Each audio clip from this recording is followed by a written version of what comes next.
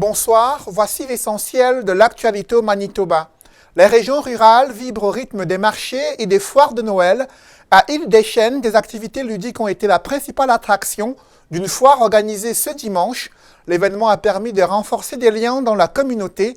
Les organisatrices y voient une occasion d'offrir gratuitement des moments de réjouissance aux familles dans un contexte d'inflation. Natalia Weichsel et Adam Edaoui. L'esprit de Noël rassemble la communauté au centre TC Energy à Île-des-Chênes, au sud de Winnipeg. Les enfants ont la tête plongée dans la magie des fêtes. And by the time they leave, they're bouncing and dancing with Santa Claus kind of thing. To me, that's like, my goal was met for that child. Then it's like a reset. I have another goal. Every child is the new goal, right? And when they leave happy, then I'm happy. Certains enfants profitent des attractions et d'autres créent des œuvres d'art au plaisir des parents. C'est important de venir appuyer en communauté, en famille, en français, en anglais, avec les jeunes. On a 2 petites filles, donc c'est le fun de se retrouver avec des amis de sa classe. L'accès gratuit à ces activités est une décision des organisatrices. Leur objectif est d'offrir du divertissement aux familles qui font face à des multiples défis quotidiens. You know what, around Christmas time, it's just so expensive for families, and we just really wanted to bring the whole community together here.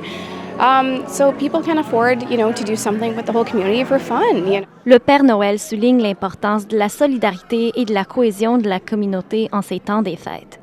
We know that times are tight, right? So we want to make sure it's affordable Christmas season for everybody. Le centre recueille également des dons pour les banques alimentaires.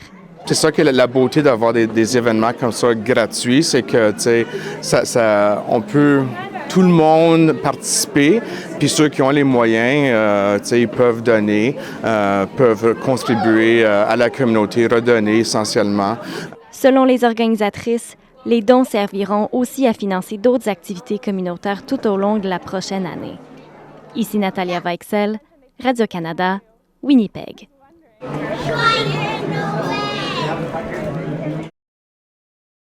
Il y a une semaine, une fusillade a fait 4 morts et un blessé grave dans un immeuble résidentiel situé à West Broadway à Winnipeg. Les familles des victimes et d'autres proches ont organisé ce dimanche une procession dans ce quartier. Une veillée à la bougie a mobilisé des membres des communautés et des organisations. Ils ont apporté une assistance morale et un soutien psychologique aux familles endeuillées. Un suspect est aux arrêts depuis vendredi dernier. Il fait face à 4 chefs d'inculpation de meurtre au second degré. We're going to have 2 nights awake because it's just too hard to say bye to 2 at once. In 6 hours. In a matter of 6 hours. So we're having 2 nights awake services on the 10th and 11th of December. And we're going to do the burial on December 11th. Il ne se passe plus une fin de semaine sans un rassemblement de manifestants pro-palestiniens à Winnipeg. Alors que les combats ont repris entre le Hamas et Israël, les manifestants continuent d'appeler à un cessez-le-feu pour éviter des pertes en vie humaine dans la bande de Gaza. Ils appellent à une assistance psychologique pour aider les familles palestiniennes affligées à Winnipeg. Ils ont organisé leur manifestation samedi devant l'hôtel de ville. Parlons à présent de la maquette d'une œuvre mythique des Cowboys fringants qui est désormais à Winnipeg. Le célèbre Shack à Hector est exposé dans un studio de la radio communautaire francophone en vol. Il s'y est retrouvé grâce à la générosité des Cowboys fringants et du restaurateur winnipégois Nicolas Duclias. Le Shack à Hector a été offert par le groupe d'artistes dans le cadre d'une soirée de collecte de fonds en hommage à Carl Tremblay, décédé des suites d'un cancer. Mis en vente aux enchères, l'artefact est devenu la propriété de Nicolas Duclias et celui-ci l'a offert à la radio en vol 91 FM.